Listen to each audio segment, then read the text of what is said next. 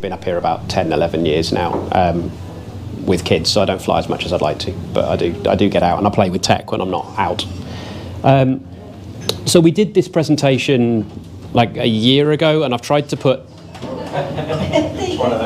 I think a bunch of you are going to have seen it before, so there's at least some new stuff. We'll do a bit more on Airproxes and stuff like that. I just went fishing for some interesting stuff to see what we could find that would be a bit different and wasn't in it last year. And we'll do about half an hour and then get a pint refill. So what's happened since we sat here last year? I think lots more of us have got FLARM, largely thanks to the CAA and 250 quid off. LiveTrack 24 might be fading out. Does anyone still use LiveTrack 24 apart from kind of by accident because the devices are linked to it? Yeah, like one. Yeah, I don't think anyone's using it anymore. We'll cover it anyway. Flight deck devices are getting a little bit better at talking to each other. So the new XC Tracer has FA-net, which we'll come to, which means it talks to more of the other devices. So they coalesce in a little bit. The OGN alerts, which again we'll come to it, but if you don't get the little text messages saying when people are on the hill, you can get the little text messages saying when people are on the hill. Got 500 subscribers, which I'm well happy with. That's really, really nice. That's about 1/7 of all the active pilots in the UK, I think. And Airprox reports and drones we'll have a little look at because we can. So this was originally a live tracking presentation. You go, why would you want live tracking? So there's some safety benefits of being visible to other aircraft. There's some safety benefits of your landing location being broadcast. It's really nice to be able to see where everyone is. So on your phone or whatever you've got on your flight deck, you can see who's around. That's really nice. You might get a quicker retrieve if you're not registered with XC Retrieve yet. We'll do that. You can help other people. So through the text alerts that go, somebody's on Parlek. As soon as you turn your device on, especially newbies will get that ping going, hey, Parlek might be flyable, somebody's there. And last one, you can pretend you're Kriegel Maurer because you get the nice maps. Oh, don't mess me about. All right, a Hawk flies through a big crowd of paragliders. We'll come back to it. It's if you look up on YouTube, Hawk paraglider Airproxes, like video #1. It was down south a couple of years ago. We'll come back to it, but when I originally wrote this, it was just going to be about tech and live tracking. Then I started looking at FLARM, and then FLARM leads you to conspicuity and Airproxes and stuff. You know, wow, this is some quite scary stuff. So I ended up putting quite a lot of that in, but Nick, it's an interesting video. Did military aircraft pick up FLARM? No, we'll come to that. There was a chap here last year who said that they might do eventually, but no. It gets worse. It wouldn't have affected the Hawk anyway, would it? No. Not in the slightest. I got like 15 versions of that slide now. Okay. This was non-Sarah's last year, but just as a FLARM thing. So this is XC Guide, which we'll come to on a phone. It's a brilliant thing to stick on an Android phone. So there's everybody flying with their little FLARM pings on nonce. And there is a something at 2.5 grand doing 182 miles an hour. And I don't know, maybe he was just following the valley. Maybe he picked up those FLARM pings and went, I'll give those guys a bit of room. And he shot off and he went over Marsden and disappeared off down that way. He was like a extra 500-ish fast thing. But at 2.5 grand, it was just scratchable that day, but it might not have been, 2.5 grand on nonces all the time. So FLARM's quite nice in terms of somebody might see you, maybe he saw the people who were on nonce. I mentioned FA now. I only put that up to just go, yeah, wow, what a mess. So that's kind of all the tech that there is that does tracking and things. So you've got FLARM that we're going to talk about. You've got FA-net. You've got Airware, which I don't think... Anyone using Airware? No. It's all too complicated. Airware was big like 10 years ago. LiveTrack 24... You've got the emergency devices, Spot and Garmin InReach, and then you've got other stuff. So it's kind of it's a complicated landscape of stuff, which we're going to try and make simpler. So what we want is whatever you've got on your flight deck, you want to turn it on and not worry about it, really. It'd be nice if you knew that as soon as you turned your devices on, that anybody who was looking at a web link you'd given them could watch you in X-Alp style. That'd be quite cool. for anybody who wants to do that. If people are browsing Live Track 24 or Glider Radar or Glide and Seek, they'd see you. That's quite nice. xcretrieve.aero, if you're not on that, might get your retrieve. It's worked for me a couple of times. So get your lift home, and in the air, your flight deck map would show you where everybody else is. That'd be pretty cool. You know, you just turn your devices on, and that just happens. If you stick a phone on your flight deck, you can just have that. And I said last year I wasn't going to talk about iPhones. I've got an iPhone now through work. I hate it, but I can talk about iPhones a little bit. So you can also do this with an iPhone.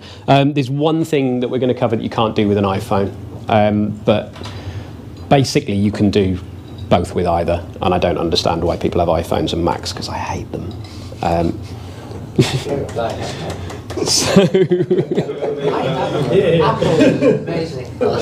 It's Fisher-Price tech. It's expensive Fisher-Price tech. So before we do that, there's 3 ways to broadcast live tracking. So there's basically 3 ways to do it. Using a phone that we're going to cover. So that's basically any modern phone that's got a GPS in it can do it. And you can broadcast, and you can appear on maps, and you can broadcast your position. Sorry? I'll say it again a couple of times, but a phone does not help you to not be hit by a Cessna or a sailplane. There's nothing you can do with a phone that tells other general aviation where you are. There is an app out there that wants to be that, but there isn't that. So your phone does not give you FLARM, does not give you collision avoidance. So you can do it with your phone. You can buy a £500 Vario and do it with that. Or you can do it with a dedicated tracker like a Spot or a Garmin InReach or something. That's basically how you broadcast. So let's do FLARM. Does everyone know what FLARM is? Or is that most people know what FLARM is? Yeah. So this isn't all of them, I don't think, but basically these are the 4 big ones that do FLARM. So the XC Tracer, the 2's just come out. The Skytrax, Flytech, and the UDI are kind of the 500, 600 plus quid devices that broadcast FLARM and tell people where you are. They're all over 500 quid, but the 250 quid off is still running. So if anybody's not got a fancy Vario and wants one, you can still get the rebate off the CAA. They were going to end it like last year, and then they were going to end it in February, and it's just running on, and it does work. You do get the 250 quid back. So what FLARM does, who can see each other? So you've got a paraglider who's got one of the older style transmit only. So he's got no screen. He's just transmitting a beacon. So people can see him. He's got no screen on his deck. So a few of those exist.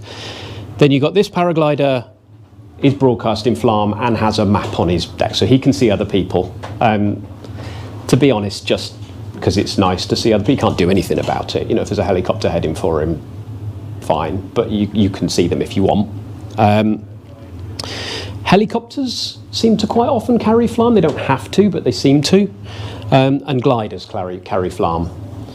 And then there's a little dotted box within that. There's also FANet you might see. So FANet Plus just means FANet with FLARM. FANet, it's another way of the devices communicating with each other. The Skytraxes do it, I think. The new XC Tracer 2 does it. They send a bit more info to each other. It's just another way to communicate, but it's not conspicuity FANet. It's just the device on your flight deck helping you by saying, hey, your mate's climbing over there, you might want to go over there. It's that kind of communication. It's not broadcasting to Cessnas and sailplanes going, please don't hit this paraglider. So that's what FANet is.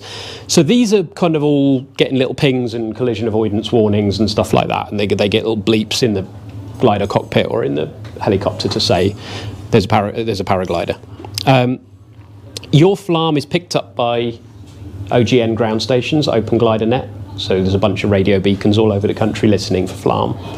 And when they pick you up, they send it to maps on the web, Glide and Seek, Glider Radar, Glider Net.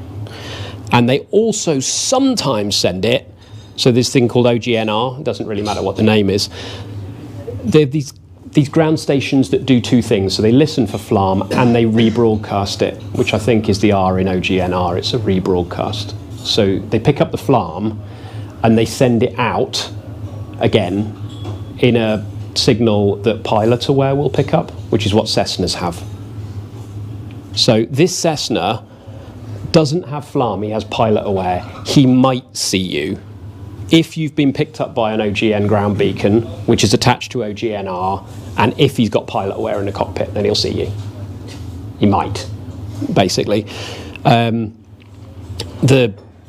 F-35 or whatever he is over there can't see you. End of. No tracking at all in the military aircraft. So those are the OGN ground stations in the north. So there's a fair old coverage. It's kind of weird. I swear, when you fly nonce, which is there-ish, I swear you get picked up by one over on the North York Moors every time. So I don't know if some are better aerials than others, or goodness knows. But there's a pretty reasonable coverage of them. And it should pick you up, Parlick, because all the gliding clubs have got them. So there's one right at the bottom of Parlick that you're guaranteed to get picked up by. And they, like I said, they get those FLARM signals, so they get the pings from everybody flying, and they send them out as a signal that's then picked up by various websites and maps and things, and that's where the web maps come from. Stop me, by the way, if I'm going too fast or nothing makes sense. So that's one of the websites. I'll be honest, that's a slightly old screenshot because it's got a lot of gliders on it. I've looked in the last couple of months to try and get a screenshot because I knew I was doing this, and I can't get a screenshot of all of us flying about because it's howling, windy and wet all the time. If you're going to use one of these websites, Glider Radar would be, you can use whichever one you like, but Glider Radar is really nice. It's got nicer maps, it's just a bit cleaner and slicker. This is Glider Net, it's fine. Glide and Seek is, oh sorry, hang on. You want Glide and Seek is the best one. Glider Radar is decent. This one's a bit clunky, it's all right. But so all these little pings are gliders flying Devil's Dyke being picked up by the ground station. There's a gliding club near Devil's Dyke, so being picked up by that. And if you click on one, you can get this bit of information about what speed it's doing and what height it's at. And part of the reason I like Glide and Seek is it shows you the full track rather than a little stub like that. You click it and you can get a really good idea of how flyable the hill is, because you pick someone in the air and click it, and if it shows you they've been all out front and whirling around, you're like, oh, it's really, really good. Or you might get a little, just scratchy in on the hill, a bit of beats back and forth, so you get a good idea of what's going on. Neil, can I ask, do you know anything about Glider Tracker? .de, that one. No idea. That's the app I've got, Glider Tracker, which I find useful. There's a lot of them. All right. Okay. Because the OGN feed, the one that where the ground stations are picking you up and broadcasting, is public. So anybody can build a map. There's millions of them. Yeah, I don't know where I picked that up from, but it seems to work for me. There is. Two apps called Glider Tracker. Well, one's an app and one's a website. And the website's very good for looking at traffic around Europe. The other Glider Tracker that's an app won't show you anything outside the UK. Yeah, I think yours. It's interesting. Yeah, I think you gave it to me. The website is good for one thing. So glidertracker.de is the only one I've found that you can rewind. So it's quite cool if you've seen a paraglider somewhere and go, I wonder who that was. You can rewind time in glidertracker.de, but you can't in Glider Radar and Glider Net and all the rest of it. So that's quite a nice one. If you go to Hotel California, Greg, and you want to see who's flying around, you need to be looking at Glider Tracker, the website, because it will show you anybody who's got FLARM will be picked up around Europe on that website. Yeah, and I have looked. Yes, that's right. And this collision avoidance stuff does work. Like I say, it's not guaranteed. So this is a little bit old now, but I noticed it when I was prepping this before that if you can't read it, someone saying on Derbyshire Soaring Club's page, as a GA pilot, I want to ask if you paraglider pilots use anything like Pilot Aware.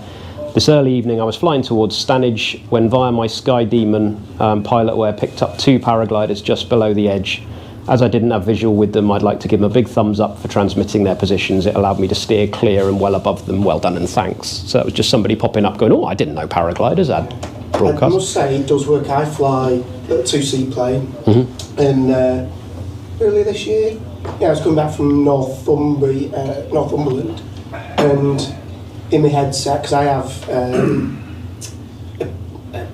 iPad with sort of air maps on it. Yep. And Sky Demon, and it comes in my headset, and it said glider, same level. It was sort of 3 o'clock, and it was, I don't know, it said something like 2 miles. Anyway, I took a photograph, carried on, and then just looked at the XC League that day, and it was Kevin McLaughlin. Yeah, and then we said, oh, fantastic. And I was a couple, no, and then as we're there, he says, but did you see the A400, the RAF one that went underneath us? And it came up on my device, obviously, he just saw it and heard it, but it does work. Yeah. And whenever I'm anywhere near Parlock and that, everybody always pops up and it's shouting in my ears that there's gliders there, and it doesn't distinguish between paragliders or sailplanes, but in the end, it's collision avoidance. Yeah, Nice. Yeah, sure. And They they are just iPads, aren't they? I mean, basically, it's just a tablet, isn't it? It's similar to what we stick on a flight deck. And the way that we receive it is through pilotware.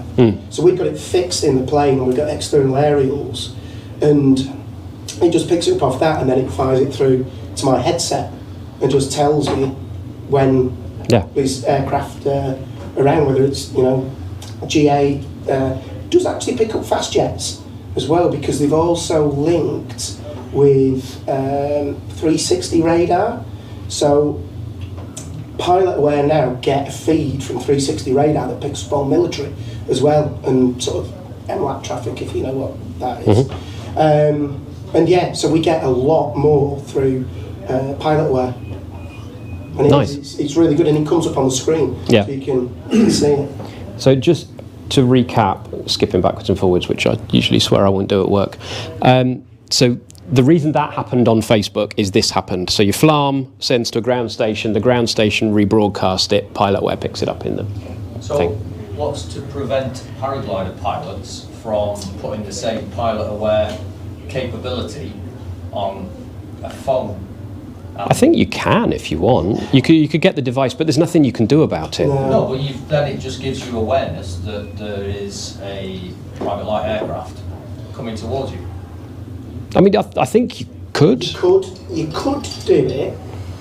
It's bulky. I tried flying with my pilot aware, and the aerials just break off them and everything. They're pretty fragile, and they're about this big with 2 bloody big aerials on. Right. So they're just impractical. They are more for just GA pilots. So you need a specific device with those aerials on it as a receiver. Yeah. Got you. The other beauty with pilot aware as well, if I'm receiving stuff into the aircraft, it also has what do they call it now? I've forgotten what they call it, but it now it's like a mesh network, so it fires out to all other aircraft from my aircraft, so it's not wholly reliant on the ground station. Oh, nice. So it's I forgot what they call it. There is, because that It is a rebroadcast from our aircraft. So that just feeds to everything else as well. So if I picked up 5 paragliders somewhere, as long as somebody can pick it up as well, it just rebroadcasts it. It just brought something else to mind that when I was researching this, you go, well, why don't things like Pilot Aware pick up the OGN web feed? Because they could, they can. There's a big debate on the forums.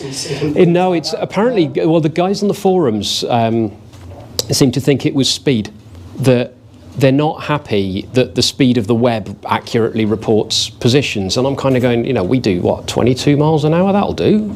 It's close enough. But if you're a jet, it's not fast enough. So they will only do it with radio broadcasts, which is why you get that OGNR rebroadcast. And I guess this mesh network is, they're not happy bringing anything in that's not radio, and being, by the time it's passed through servers and things, you've moved slightly. So that's apparently why. To get to you, I got a very close call this September. we thought that they should have been. It should have been possible for him to see me, but he certainly didn't. So he might not have been looking, might not have been expecting. Interest that because we found out which aircraft it was, didn't we? In the tracks, which one it was.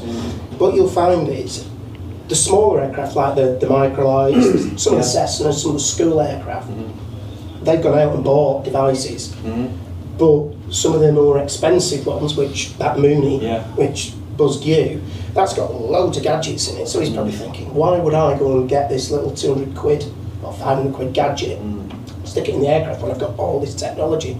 And what he's not realising is that he's missing so much. So he's not connected to pilot to work.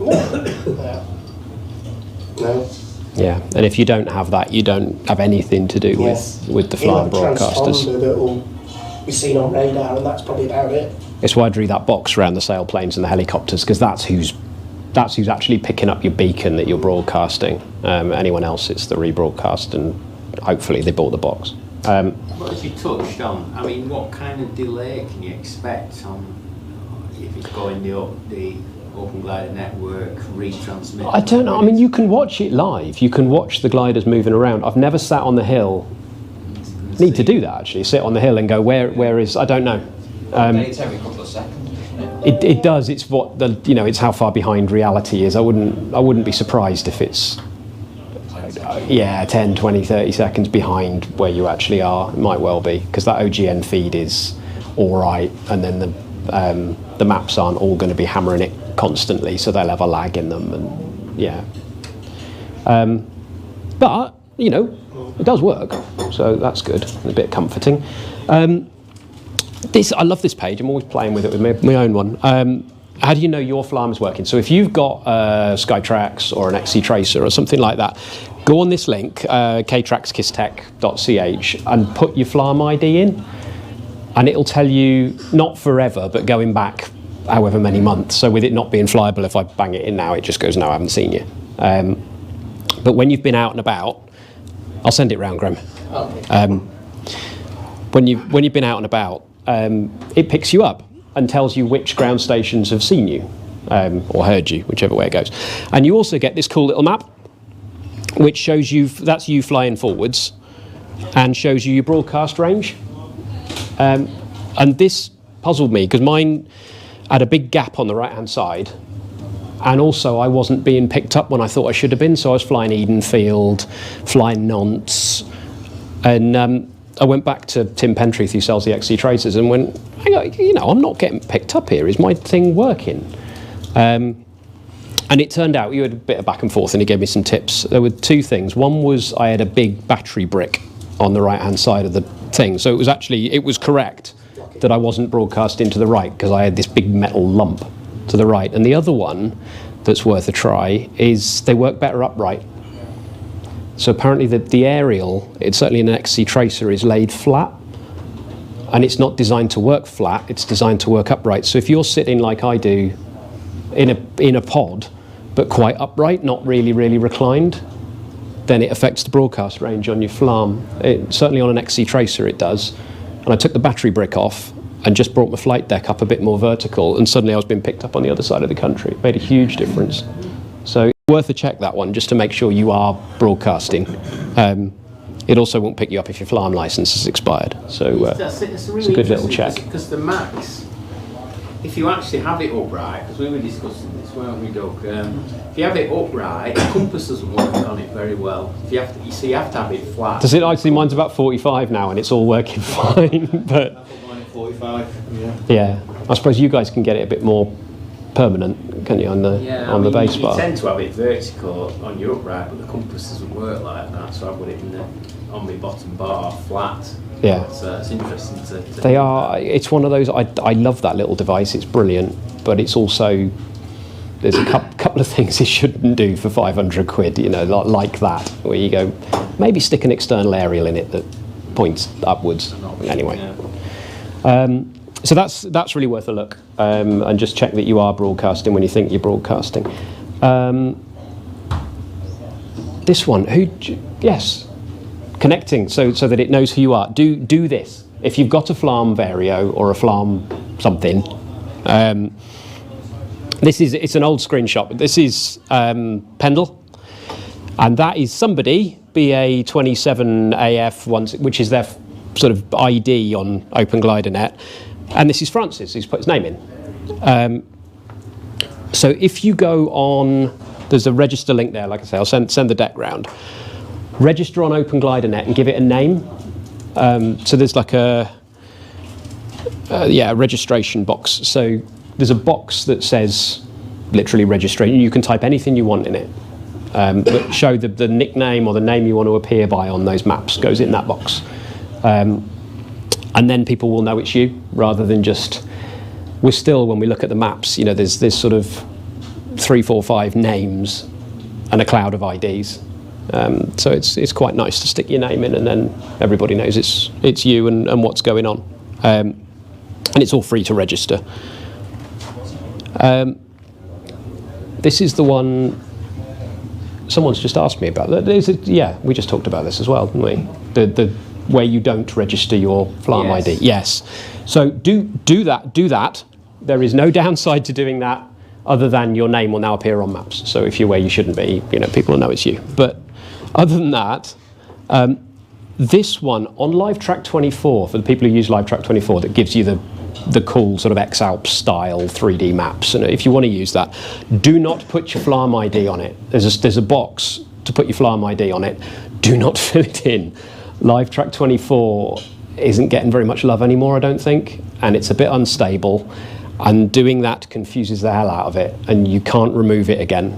I did that, and I had to kill my LiveTrack24 account, just completely wipe it and start again after it started saying I was a sailplane in Germany. It's the back end of LiveTrack24 is struggling, I think. So don't put your FLARM ID on LiveTrack24, but do put it on OpenGlider Network, and then you get a nice name on the maps if you want one, which is a good thing to have. If you really, really don't like tracking, for anyone who really doesn't, your XC Tracer, your device, your Skytrax or whatever has got a no tracking flag on it in the settings. You can set no tracking. People don't have to respect it, by the way. So OGN still picks you up, and it's all a bit of an honesty system of down the line, please respect the don't track flags. And I think at least one of the glider radar, glider nets shows non-tracking. It just shows them anyway. You can go in the OGN devices database, so where you just put your name in to get the nice name on the maps, and you can say, I don't want this device to be tracked. Or you can say, I don't want this device to be identified, in which case you've registered it and you'll still appear on the maps, but it won't show your name. So you can kind of make choices, but don't turn your FLARM off, because it might be useful. Let's do, what can you do with just a phone then? So that was Varios and FLARM. Is that all right for everybody? All makes sense? Yeah. I said this earlier, but you can do cool stuff with phones, but you cannot avoid being hit by a Cessna with a phone. It's just felt the need to say it again. It does not help you. So 3 apps to know about. If you're on Android, you want XC Track and XC Guide. If you're on Apple, you want Fly Sky High. Those are there's other stuff around, but they seem to be the best ones to go for. I'll do it now. So XC Track, does everyone use all of these? Do we not need to cover it? Am I just telling you what you know? Does anybody not have one of these on a phone? No? So XC Track, proper, absolutely brilliant, fully functional flight instrument on a phone. It's amazing.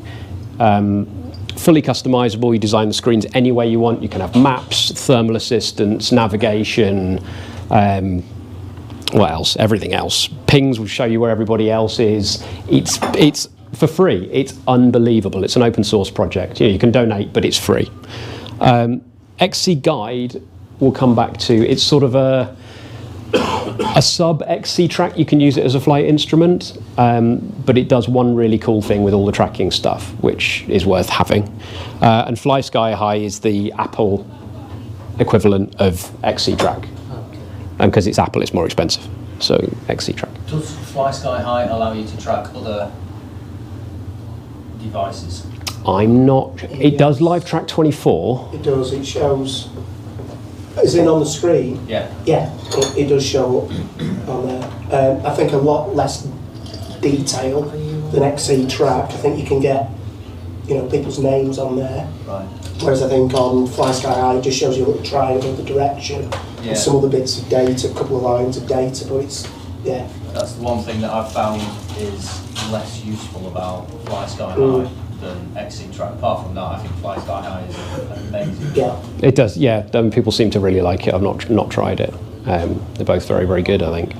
But yeah, the names on XC Track actually don't. That you get this red blob, and you get a name that flashes between the FLARM ID and the name. It sort of rotates.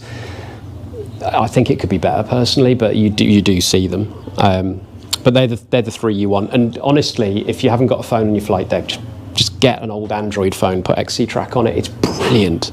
And while it's raining, you can spend loads of time setting your screens up and going, I'll have a map and I'll have an altimeter, picking all the different gadgets you might want, glide ratios, everything you might want to put on there.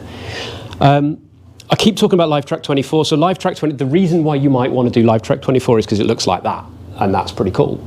I don't think loads of people browse it anymore. There are people on it. The browsing on it's actually not brilliant anyway, so it's quite hard to go just into the UK on a flyable day and go who's flying where. It doesn't really work very well like that, so you have to spot a name of somebody you're interested in and kind of click it and go through. But it does look cool, if you want proper X-out style live tracking. So if you want that, then the easy way to get that is either put it in Fly Sky High, so you register and put your ID in Fly Sky High, or you install that XC guide that I mentioned on Android, and it has a little thing in the setting. You can, if you want to do it, you can read this, but thing in the settings where you go in and you give it your LiveTrack 24 password and things, and then it just works. As soon as you start the app and it picks up that you're flying, it just starts LiveTrack, so you don't have to worry about it after that. Just put it on there. It's kind of a nice to have. Do you want to talk about that now? No, I'll talk about it in a sec. So the other thing to do on XC Guide, I apologise, there's going to be loads of XC suddenly. There's XC Tracers and XC Guides and XC Track. And XC Guide, the Android app, XC Guide, that's not a FLARM logo, it looks like one, but it's not, can put you on the OGN maps. So if you haven't got a £500 Vario and you'd quite like to appear on those OGN, Glider Radar, Glider Net maps anyway, you can do it with XC Guide. And it'll just, as long as there's a SIM card in your phone, then it'll broadcast you and you'll trigger the I'm on the hill alerts and you'll appear on the maps, and that's all quite nice. So if you haven't got one of the posh Varios and you want to do it anyway, you can do it. You can appear on the maps. This was a little tip. This has changed. So for ages I had a phone on my flight deck with no SIM in it because I didn't want to buy a SIM and because the data expires. So you're like, well, now it's £10 a month and I'm stingy and I don't want to keep refreshing it because I only use a tiny amount of data and then it expires. 3 used to do a completely free SIM, which gave you 200 megadata. They've changed it. It's a tenner now, but it's a tenner once, and then you get 200 megadata a month forever. So if you want something to stick in your thing on your flight deck that gives you, a working phone, and so your XC Track can update its own maps and give you not airspace warnings. For goodness sake, NOTAMs and things like that. So on the hill, when you turn it on, it's got a signal and it does its own map updates and gives you NOTAMs and things like that. Then you can, but it's a tenner now. It was free last year. Have you checked recently on that? Yeah, I checked it this week. Oh, cool. Right. So yeah, I had a look at that and it said it was no longer available. Oh, really? I don't know if that was a temporary thing or if it was. Maybe it was as they switched over to the 10 because. Yeah, I was surprised. I went this week to check, Right, and I'll have another look, yeah. and it had changed from 3 to 10. Yeah. So maybe they took it away for a bit and then brought it back as 10. Probably, maybe everyone's using this. I get, because I'm halfway between. I don't fly in Derbyshire that much; it's too busy. But because I'm halfway between Derbyshire and here, living, I follow all their groups as well, and they use XC Retrieve loads, and I think XC Retrieve is really cool. So maybe it's something we would think about a bit more. XC retrieve is the other reason to register on LiveTrack24. So even if you don't want the X-Alps maps, it feeds XC retrieve, which is quite nice. So what it is, yeah, and so you register, you stick your details in that app, and you just forget about it. And the same, you register on XC retrieve.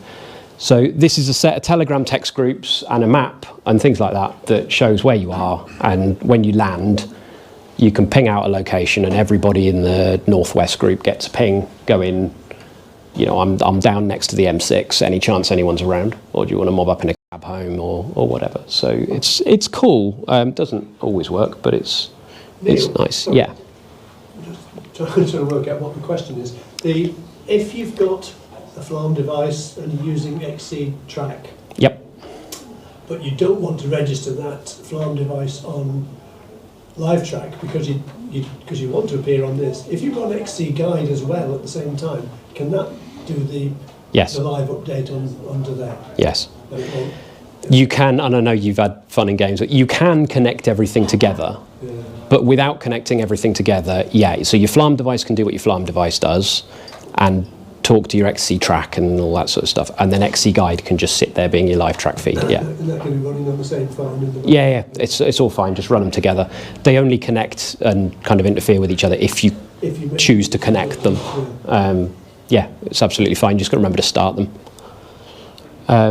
Is that right in that one? So that's just, you go on the website, and it's just a set of Telegram groups and a nice map. And I did say, I don't think I've collected it. I've been collected a couple of times through this. But I did have one. Jacob was coming off Pendle and was heading for Huddersfield, and I was like, if he gets as far as Huddersfield, I'll go and get him. And he went down in Hebden Bridge. All right, I'm not going to get him. But you never know, because you can watch people live on the map, and you never know. Literally, I've had a ping before going, seen you come down, coming to get you. We've talked about this. That's fine in terms of there being lots and lots of stuff, but just to say there's a whole bunch of ways of doing this. I'm just kind of telling you the way I like, and the way that seems to work quite simply is this kind of FLARM XC guide, XC track. Last one, and then refill the beers. There is live tracking built into XC track. It's got this big live tracking button on it, and it talks about live tracking. XC track's live tracking, so this is the Android app, the Android Flight app, only talks to other XC track. It's built by X Contest, and it feeds their map, and it puts you on other XC track device maps as long as you've got a mobile phone signal. It doesn't really do anything else. So it's a bit of a cul-de-sac. It's quite a nice map, the X Context map, but nobody's on it because it's only the people flying XC track with SIM cards in the phones. So it talks about live tracking, but it's not really the live tracking that we want for this, because you want either the FLARM one, the OGN one, or the LiveTrack24 one, or both. That doesn't massively help you. I swear, for anyone who's flying XC track, I swear I saw a thing saying XC track picks up FLARM now. And I don't know if I dreamt it, but it seems to have disappeared. It doesn't. You need to do something else. I'm sure it doesn't. But anyway, it's sort of this cul-de-sac that they've built their own live tracking into it, but it doesn't really help you because it doesn't talk to anything else. And then I thought we'd look at some Airprox reports when everybody's got another beer, if you fancy one. Thank you. Yeah? So, cool. How long? About 10, 15 minutes? More? No. For beer? Yeah. Yeah. We just sort of let everyone drift back in. And then, Right, we good to go again?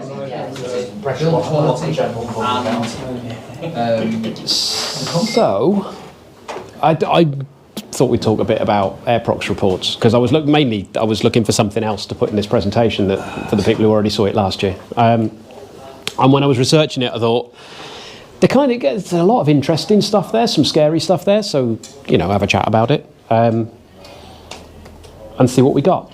So first thing, there's an Airprox map, which the CAA have, where you can go and look up what's happened. So it's kind of, how often does this happen? So this is all the Airproxes from 2010. I think I said it to 2016 actually, but so that's like, it was 2010, but there's loads sort of there's no records back then. So you set it to 2016 when it starts to appear, and in about 5 years, there's 15 reports. The website's a bit shonky, and actually there's a bit of a theme running that we're not very important. I think there's paragliders logged as sailplanes, because there's a report that we'll talk about in a minute where I was like, where is it? I know where it happened, and it's not on the map. And it turned out they'd logged the paragliders as sailplanes. And if you do play with it, there's also an aircraft 1, aircraft 2 thing, and you don't know which one's the paraglider. Paraglider's usually aircraft 1 because they're the one that's logged the Airprox report. And you read quite a lot of them, and the paraglider's logged an Airprox report, and the other aircraft's going, I didn't see anybody. So they're aircraft 2. But that's what we got. So sort of three a year-ish, and 1 a year that the Airprox people judge to be serious risk of collision, a category A, which are so the category A might differ from what we think as well when you read the reports, which is the Northern Evan one that we'll come to. So that one in Derbyshire it's on video, you can find it on YouTube. It's a very near miss with a sailplane thermaling. Richard. Was it Richard? It's a horrible video. It's you just see this sailplane appear out of nowhere, and anyway, very, very close. That one was down near Brighton. Was a general aviation light aircraft that just wasn't looking where it was going, and they didn't work out who it was, and it just blundered through Mount Caburn, I think. And then there's a couple of military ones here, which we'll kind of come to. And then this, everyone see the Sky, does anyone read Skywings? Yeah. I've had a back and forth about whether anyone reads Skywings or not. The opening the month before last was about this one in Morven Evan, which was we're just chatting about it in the break actually. I flew out there this summer on the Llyn Peninsula. It's lovely, lovely, lovely cliff flying, constant roar of military jets that you can't see. It's quite unnerving. And then the one day I flew, first day, the rescue helicopter came in at cliff height just after I'd landed and went round at cliff height. And then the next day, just before I flew, one of the RAF Texans went at cliff height, 250 miles an hour or whatever they do, the trainer aircraft. There's a lot of military moving around there. But the Morven Evan one was on the north side of the Llyn Peninsula. Paraglider said he had a near miss with an RAF Texan, which they're pretty distinctive. They're jet black with this big bubble cockpit, and they're really fast. And the RAF went, that's what the article was about, the RAF went, well, nuts. And then somebody went on Flight Track 24 and went, yes, it was. I can see you. There you are. Look, on the tracker, which was fairly poor. So, first one. This is the one that is logged as gliders, but it's not gliders. It's paragliders. Conflict was fleeting, and the flight path nothing more than fortuitous. It was assessed the formation had flown through a circling stack of gliders, passing within 250 to 300 metres of the lead hawk. Number 2 pilot didn't see any of the gliders in the incident, so that was up by the North York Moors. They just went straight through a crowd of gliders and didn't see them. This was the one down in Thames Valley. This one's another one where you could maybe raise an eyebrow at the military. This hawk was supposed to be in a danger area. He's allowed to not be in a danger area. It's open airspace. But he was trying to be in the danger area, and he missed and flew out of it. But this is the one that's on the video that I couldn't show you at the start, and he literally just goes straight through a crowd of 5 or 6 paragliders and just misses them all. And just to recap what we were saying earlier, there's no FLARM in a hawk. And reading particularly that incident report, there's not very much in a hawk, actually. There's maybe a black and white GPS in a hawk, that's it. And one of the things it said in the incident report was the hawk claimed he was in the danger area, and the paragliders claimed he can't have been because they weren't in the danger area. And the paragliders are flying better instruments than the hawk is. So the Airprox report goes, the paragliders are probably right about where they were because they've got these fancy colour maps that move and everything, which is quite scary. I mean, I kind of love this. I don't love this quote, but I love this quote. The RNT-1 Hawk is operated as a single-seat aircraft with the primary means of navigation being a map and a stopwatch. That's what's in the cockpit of a Hawk. Tornadoes were the same. Yeah. That's how they do the Mach loop. That's right. With a stopwatch. And, yeah, so what we've got, they can't, I mean, as far as it comes across in the reports, they can't see us, they can't detect us, there's no FLARM, there's no, all you've got is the CAN-P procedure. So you can alert that there's going to be flying there. That, I think someone had tried to CAN-P that and failed and hadn't got the confirmation text, so technically it hadn't been notified that they were flying. But it's there, that one for where I was flying, so the Morven Evin one on the north coast of Llyn Peninsula, and where I was, Hellsmouth on the south, where you can just hear the military jets around. I don't think you can notify them. They're not recognised flying sites. They're okay to fly, but they're not North Wales Club flights, so takeoffs. So they're not on the CAN-P app to log. So yeah. But you could do it manually, because I think before Mr. Logan created that application. Oh, okay. Can you just log a lat long? Yeah, you used to just be able to put basically a lat long or a grid reference, and that's how it worked. That's interesting. Maybe you can. But anyway, so they cannot see us at all. Anyone see this in XCMag? Drone Superhighway. So if you missed it, this is... Sorry, Neil, just on the Airprox. Have you included anything on the story in this month's Skytrax? Skywing. No, I haven't read this month's yet. Yeah, Whitestones, which is relevant to us. Is this the F-35's one? I've heard of it. Yeah. Yeah. Go on. Well, basically the F-35 pilots had said, yeah, we spotted the paragliders on takeoff on the side of the hill. We were 1,000 feet away from them, not a problem. And the guy went, yeah, but hang on a minute, it was me that raised the Airprox, and I was 100 feet above you. And you went straight underneath me without seeing me, and you think an Airprox was raised by somebody who was sat on the side of a hill. So it's kicked off again. wow. Because the other one that was in North Wales is still open, it's still being argued about. And It blooming should be as well. It was a near miss. Nothing wrong, perfectly fine. And they'd raised a NOTAM, they'd gone through CAN-P and said, we're going to be there, we're going to be flying it. And they'd done it the day before, so that the RAF had plenty of time, and the RAF acknowledged that it was actually in their flight plan. They'd recognised that there was a NOTAM. And just went through it anyway. And they just went for it anyway, and didn't see the pilot. Hierarchy. Yeah. And then the RAF went, nothing wrong, absolutely The fine. more of these that goes on, you know, the thing in the end of the You day, lose confidence in raising campaigns. I know who's going to get bloody stopped. It ain't going to be the RAF. No. No. It's quite striking when you look at that map with the filters turned off. You know, there is a lot.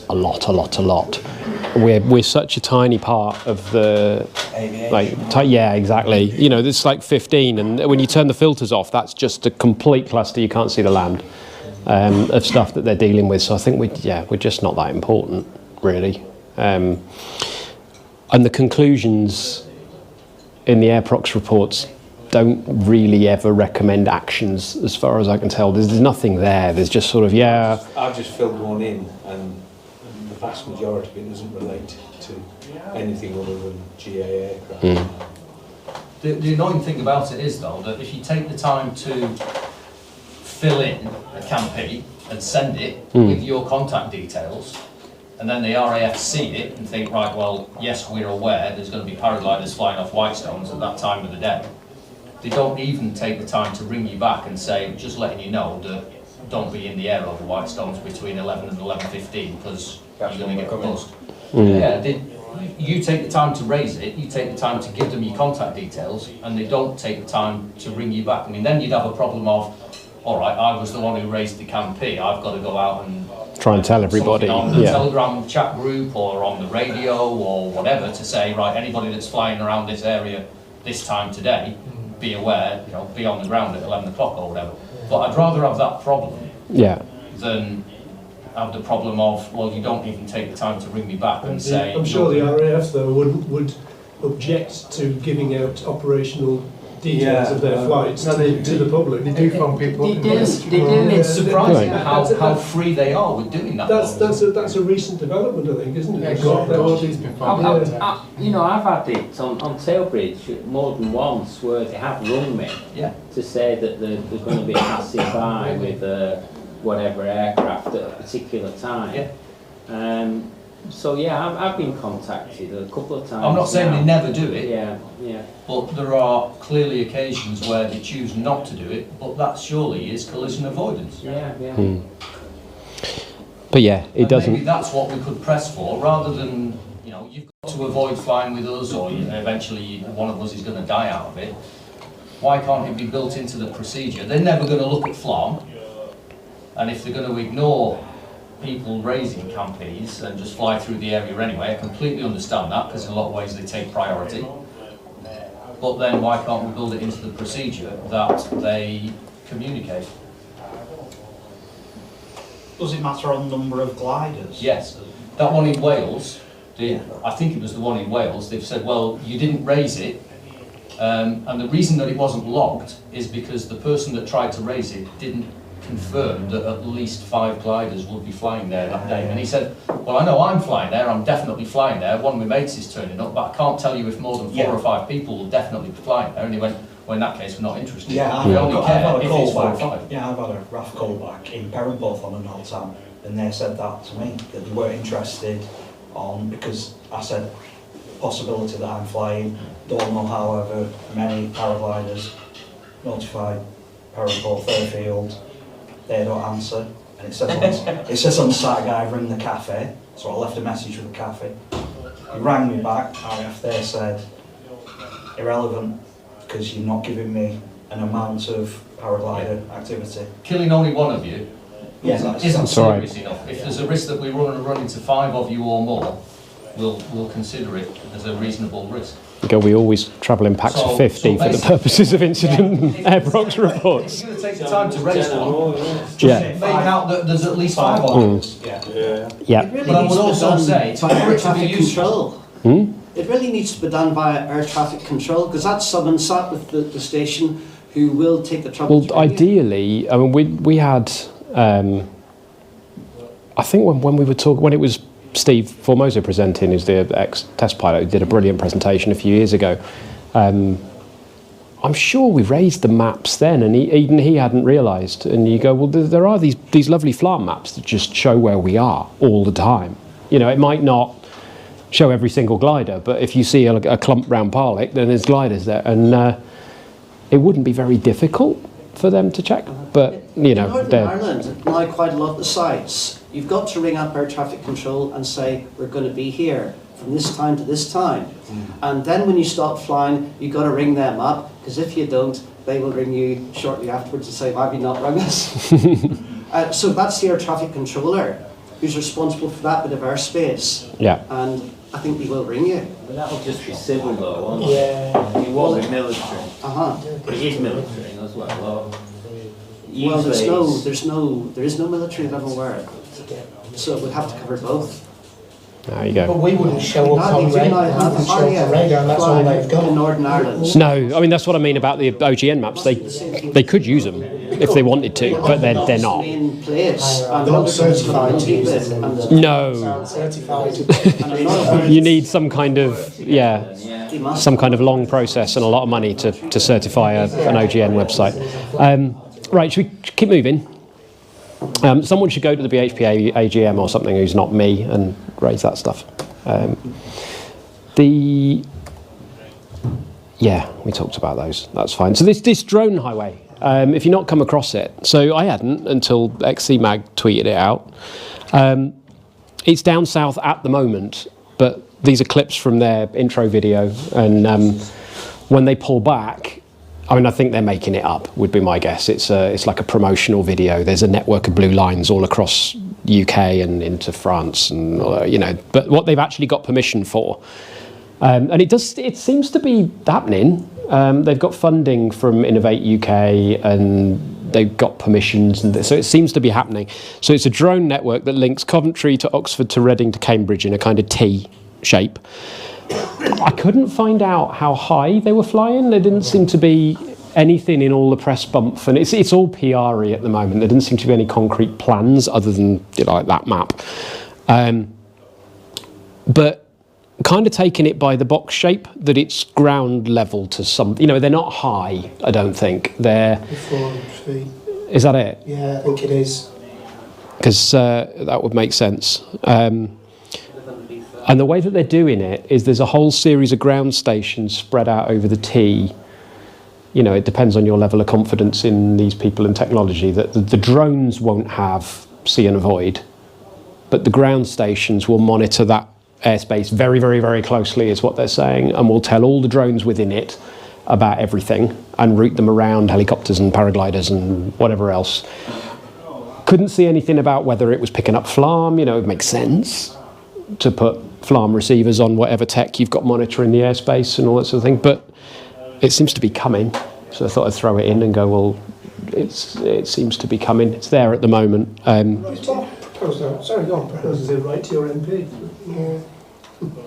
There was one proposed, Morecambe Bay, going between Lancaster, Kendal and Barrow hospitals. And that one still seems to be being pushed along. Still coming along. Well, that was already in service, I read that in the paper. Yeah, maybe. Said he was trialling drugs. Yeah. Yeah, just wanted small packages. Is that what it, the paper? But I put an objection to it because... It's like I say... Well, you're going to this Barrow. I mean, come on. No, see, that's my pet theory, but if Amazon ever start using serious delivery drones into London's, I think there's going to be kids with air rifles on top of tower blocks picking them off at Christmas. Bump, Rolex, hey.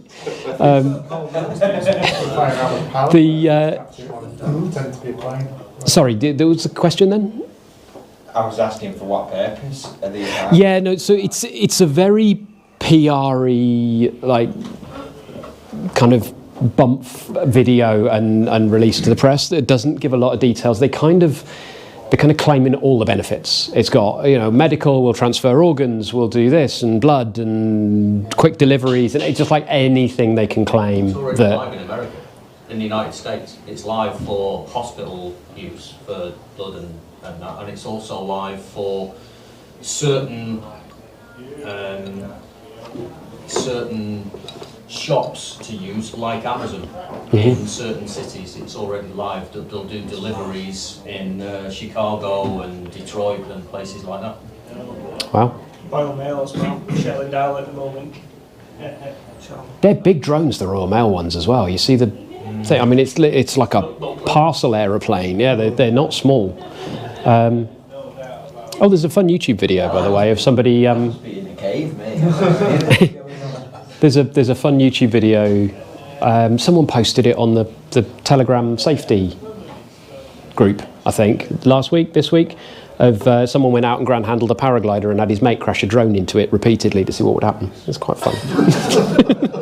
They were interested. Does it chop the lines? Does it get tangled? What happens? So they just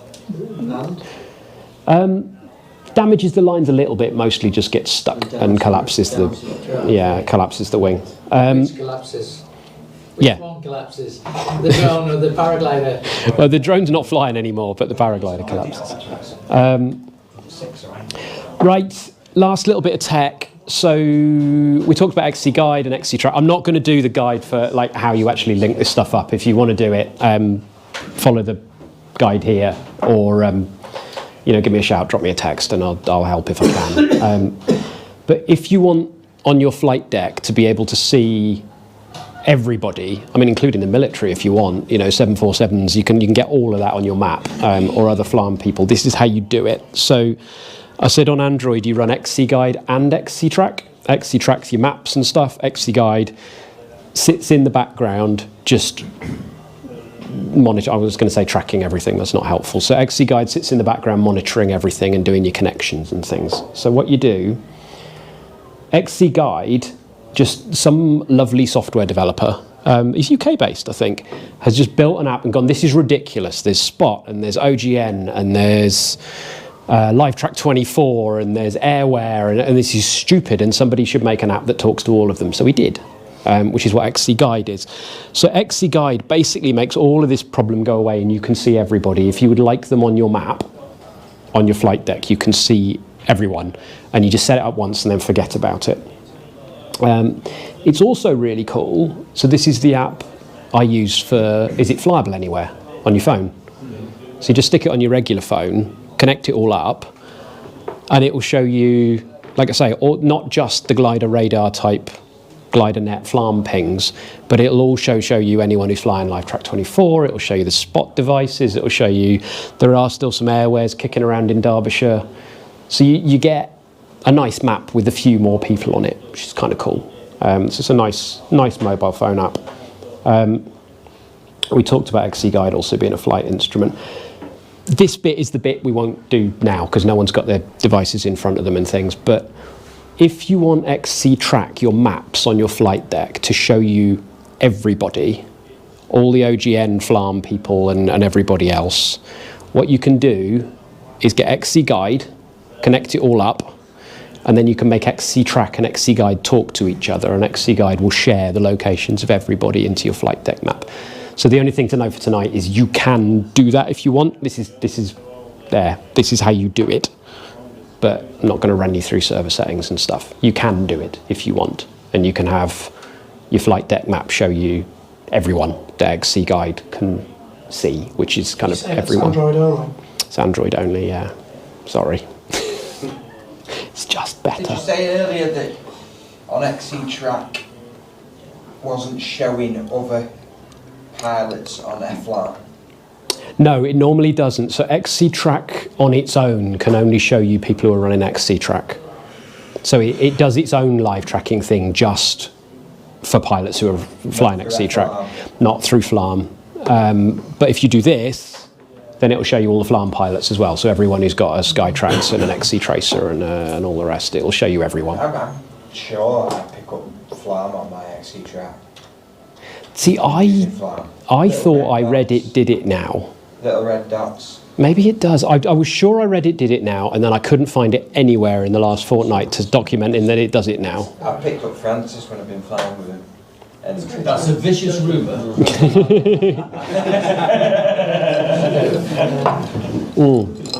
It may. You may well be right, because I was sure I read that it could do it now. I'm sure it does. Okay. Graham Skytrax on mine. Brilliant. He comes up as GK. So XC Tracer, and I don't have it. I'm not using XC Guide. Fab. So they have done it. So you only need to do this if you want the extra little bit then of LiveTrack 24 people, and you want to be able to see 747s and stuff. Otherwise, just forget it. Don't worry about it. Brilliant. I was hoping they'd done that. I just couldn't find it anywhere when I was doing my research. Let's make that go away because we've talked about all that. Thought we finished just going through a few toys. Nice stuff. Fun stuff when it's raining. Alerts. Does everyone get my alerts? Yes. Yeah. Brilliant. If you don't get my alerts, go to alerts.hilltopanalytics.com and register, and you'll get little telegram pings when people are out flying, which is quite nice. Not when you're working.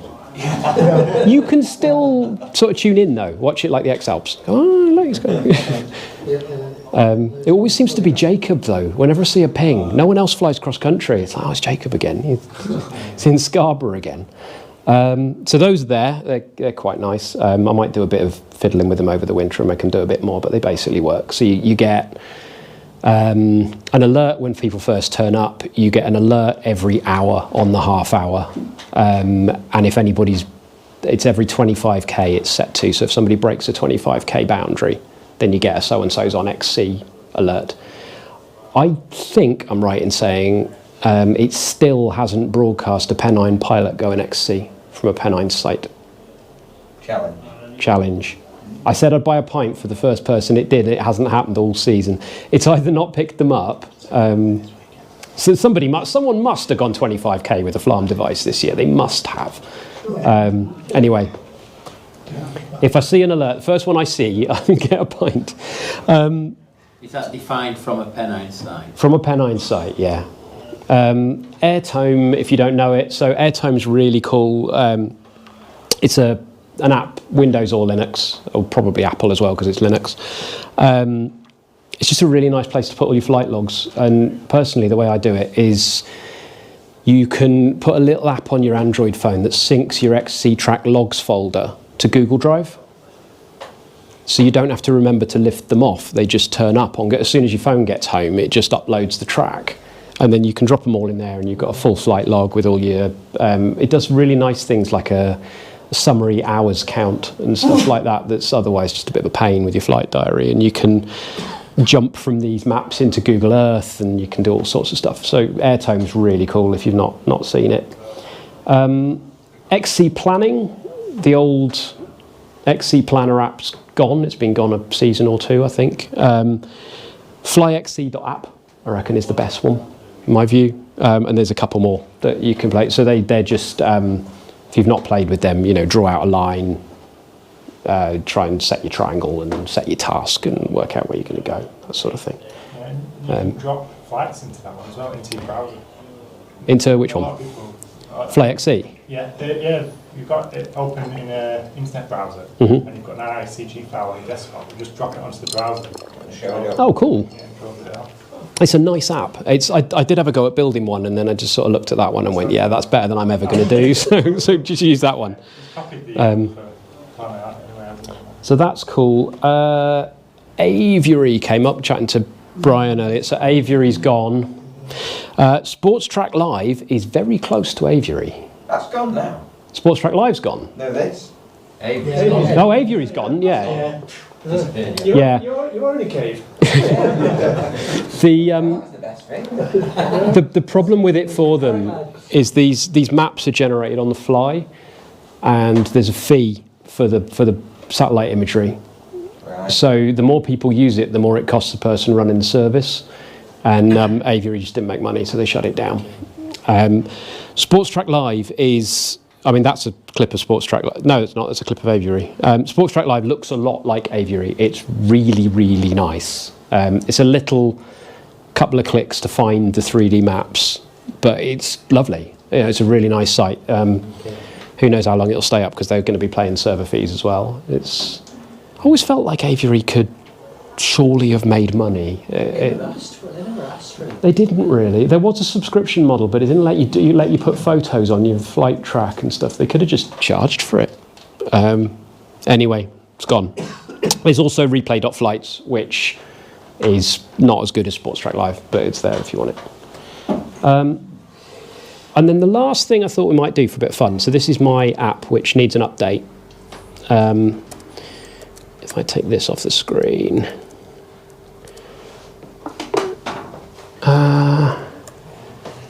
You're going to change screen? No, you're not. So, go on, mouse pointer. Hey, there you go. So, this will be published to the web link. So there's a, I'll send the links around.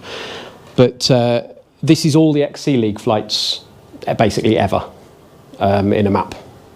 And if anyone's read Simon Blake's book, he did some quite cool stuff with this. Where I knocked it up because I like knocking stuff up. But he took this and used it as a really, really nice kind of how do I fly 50k starting point.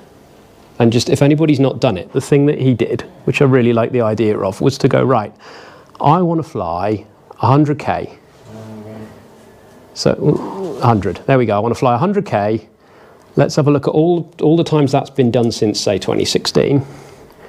Show me the flights. There you go. So that's all the times that's been done. But I'm a punter on an EMB. So let's only look at the A's and B's.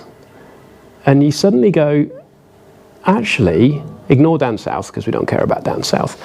It's not been done from very many places on a B. A few people have done it off Parlick. And then you've got this massive cluster of stuff coming out of Derbyshire. Oh, I've fallen off the Wi-Fi. The maps aren't loading. Sorry, give me a sec.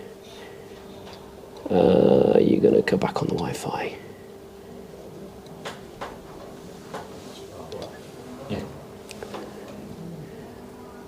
Go on.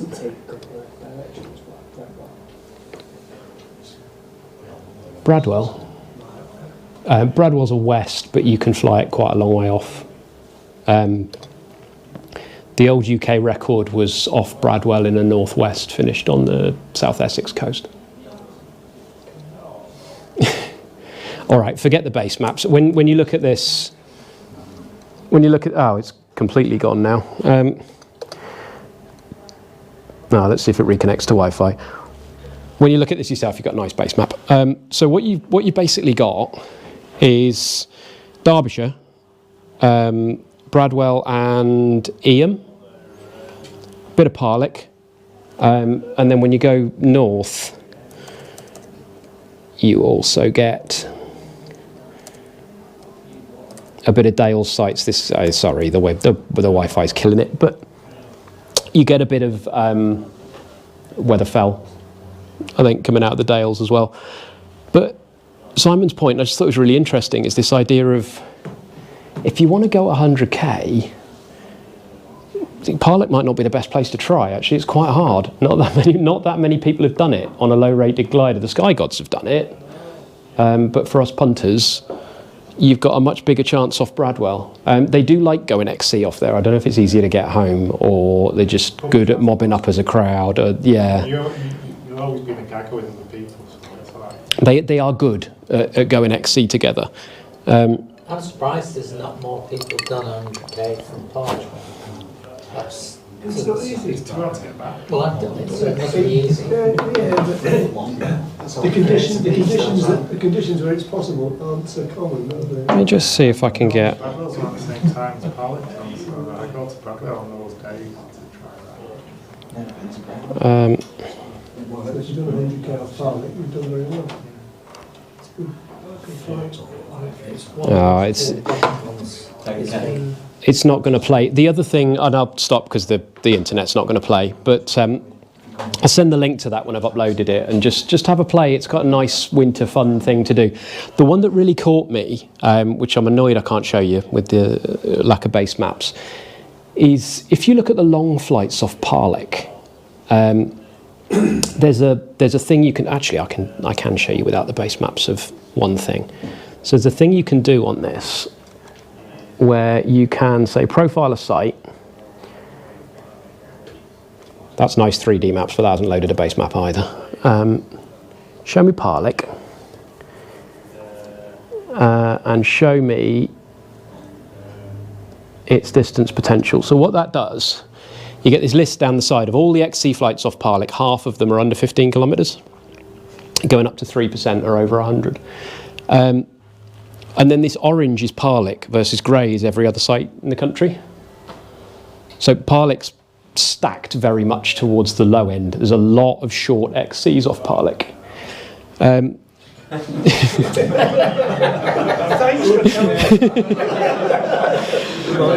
So, but the thing, this is the one that caught me. So, especially with a load of my XCs have ended according to this chart, and I found it quite interesting. So you got sort of 20k, and then you've got a block, and then you've got this one. So at just about 50 and a bit, it drops, and then you're kind of running out, and people are making it further. 50 and a bit off Parlick is the middle of the Dales, and getting decked in the middle of the Dales is really easy. I've done that a few times. The thing that struck me on the map, and I'd send a screenshot or something because I did think it was interesting, is all of the, or not all, but a very large chunk of the big flights off Parlick that cleared the Dales took exactly the same route, and they go off, aim straight at Ingleborough, go over the top of Ingleborough, and then basically follow the right, I don't know what the main road's called that goes up to Hawes. Follow the right-hand side of the main road up to Hawes, basically flying at Dodd. And then off the back of, behind Hawes is another hill. And then off. And it's really, you can see there's this, because Parlick's flyable in so many directions, there's this huge fan of flights basically ending in the middle of the Dales. I mean, you have to want to see it a little bit. It's not this clear cut, but you know, there's this fan of flights ending in the middle of the Dales, and there's this line of flights pointing out to the northwest. Northeast. flying a southwest wind, probably coming off Fair-Snape. And personally, next season, I'm sticking that in my... I'm sticking because I've done this on a very big day a few years ago. Just saying to Brian, vividly remember crossing the valley before the Dales and going, I don't know what I'm aiming at. I don't really know. I'm just bimbling. I don't know the Dales very well. And you've got a lot of choices once you're up high. You're like $4.5 grand going, I don't know. And all your wind direction stuff's gone out your head because you should be aiming for the windward slopes, and you know, not that good, so it didn't. I feel like setting a couple of waypoints of Ingleborough, top, and then Hawes, and going, if you follow that line, the people who've made it through have tended to be following that line. Going to give it a try. Don't know if it'll work. That could be the way sea breeze comes up Hawes. Maybe. I mean, it may be that southwest tends to bring us good conditions, and it's actually about the conditions that push you through, and it's not the line at all. It's the southwest wind, but it's got to be worth a try. And if nothing else, it gives you a plan. It gives you 2 waypoints that you're going to try to cross the Dales with, because once you're in there, it's really confusing.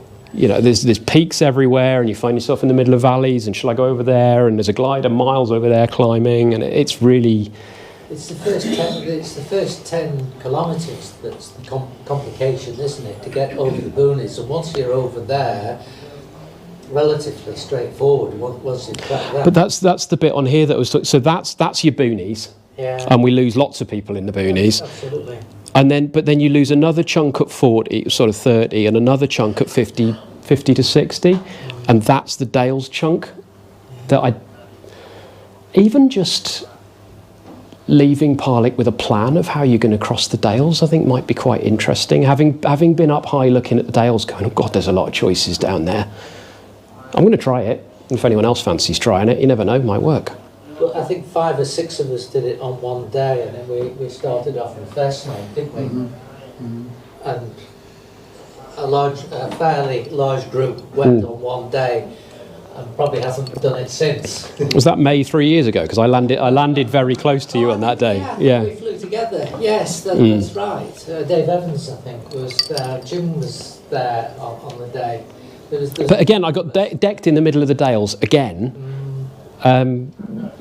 If I'm honest, without a real plan of where I was going. I was just trying to stay high, and I didn't know what to do. Yeah, you were floundering. Yeah, and it is quite striking that you can take those tracklogs and go, oh, somebody knows where they're going. When people got decked, because if you leave Parlick Way, sea breeze goes. That'd be interesting. Goes in front of you. And then when you get to the Dales, you come across sea breeze. I haven't looked. You can do on this. You can do. The Tracklogs. When do people go XC? As in what time of day? So Parlick's typical in terms of the shape of what people do it a bit later. There's more late XC flights on Parlick because it doesn't sea breeze, I think, partly.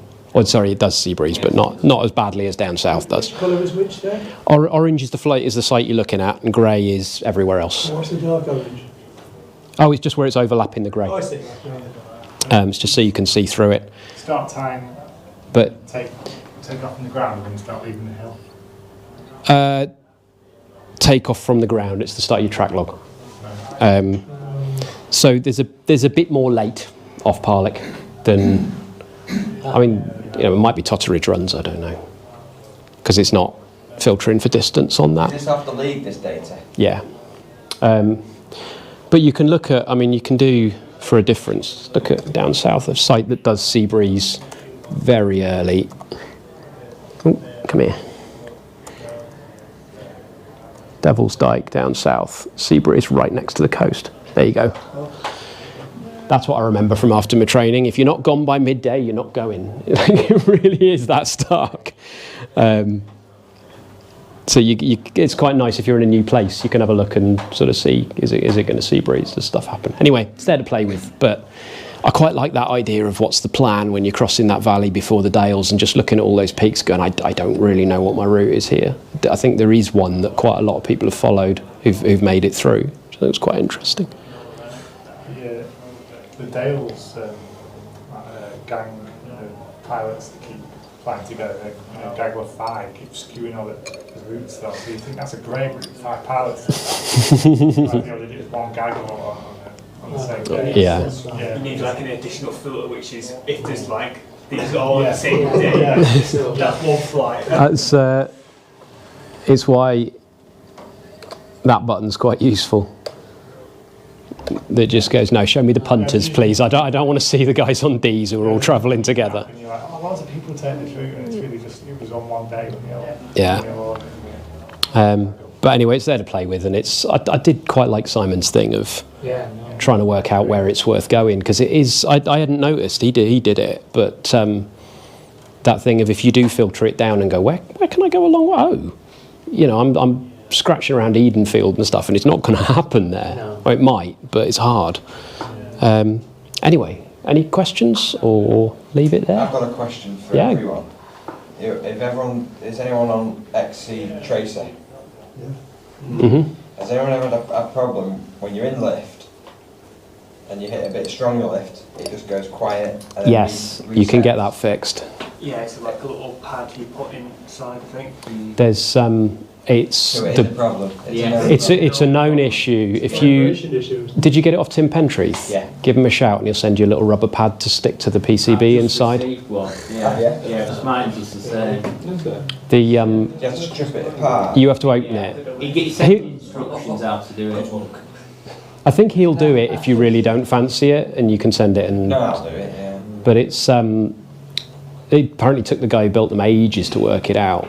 That the beeping tone, it beeps at the resonant frequency of the circuit board and makes it vibrate, and it just goes mental and then resets itself. I'm glad that. But no, it's a known problem with. It's not with all of them, but yeah. It's when you hit a stronger lift, isn't it? And it just goes a couple of times. Yeah. Does anyone it get makes a all problem kinds where- of weird noises and then resets. Does anyone get a problem where this XC Tracer, where the screens freeze? They should rotate, they should change, shouldn't they? Mine doesn't. It sticks in one screen and not necessarily the screen you want to be in. Oh, it doesn't go back. Yeah. Well, when you oh, you mean it goes to the thermal assistant, doesn't go back? Oh, no, I've not had that. I manually switch. Yeah, I turned off the bang on it to change screens. That annoyed me. Scott, are you on the XC Tracer Telegram group? Telegram group. I was, I think, but yeah. It's quite useful. You know, yeah. Problems like that get flagged up. That's where he flagged up the problem about the vibration and the thing cutting out. Yeah, I've joined it again. Or you can the screens are very delicate as well. Yeah, I keep meaning to stick a glass plate on top. In its proper case, and not just, you know.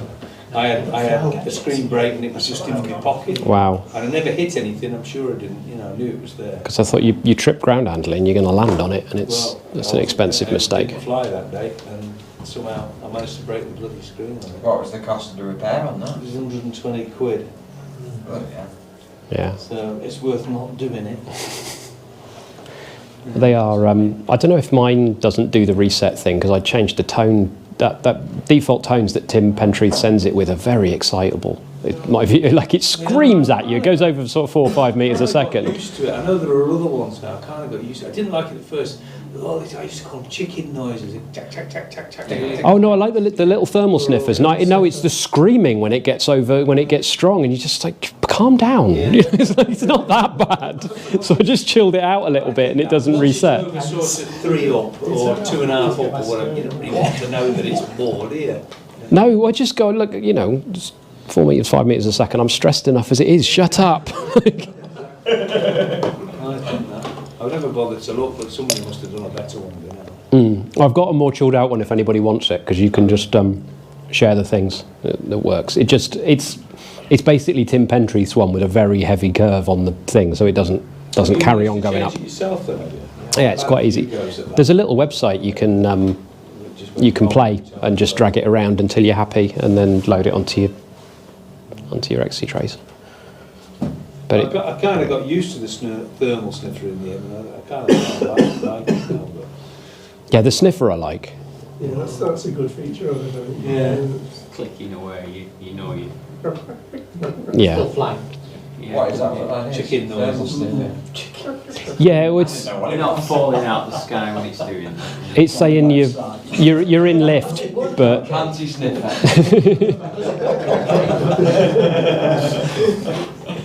Does anybody have foodie? Do you have foodie? no. God no. Everyone's given up there. Who'd want that? I've got one for sale. I thought you were flying a Skytrax. I am. He has When them all. I have a positive forecast, I fly the two together. Okay. Happy with the maps on the UD. But there's a subscription to CU, which is the maps link where you can plot triangles and two and stuff. And I just wondered if everybody was subscribing to it. Not using that one. I just got a reminder that it's due. Okay. So anyway, Forget that, sorry. I've got another one for the group that I've discovered this year. I was struggling receiving radio from people, and people were struggling picking up from me. And in the sub-air harnesses, there's a radio pocket. Does anyone use it? Or has anyone got a radio pocket in the I harness? have a mildly valve, but I don't use it. It sits just next to your left hip. Yeah, I use it in. It's just gonna. oh, never mind. I was just seeing if I could shift it slightly and get Wi-Fi, but it doesn't matter. Well, I ended up having to change the location of the radio. rotate it round a just bit, to yeah. me. No, the camera. Yeah. Oh, sorry, did I pull it? Because it was affecting. I hung it on was the affecting chair, so if it did get thanks, yeah, that's fine. Yeah. Not affecting my Skytrax, that's for sure. Right. Whether it affects Actually traced this it. weird product they call an Udi that nobody seems to know about. I don't know. What make is their radio? Icon. Can we have an Udi meeting next week? I can give you a talk on Udi. You can run, yeah.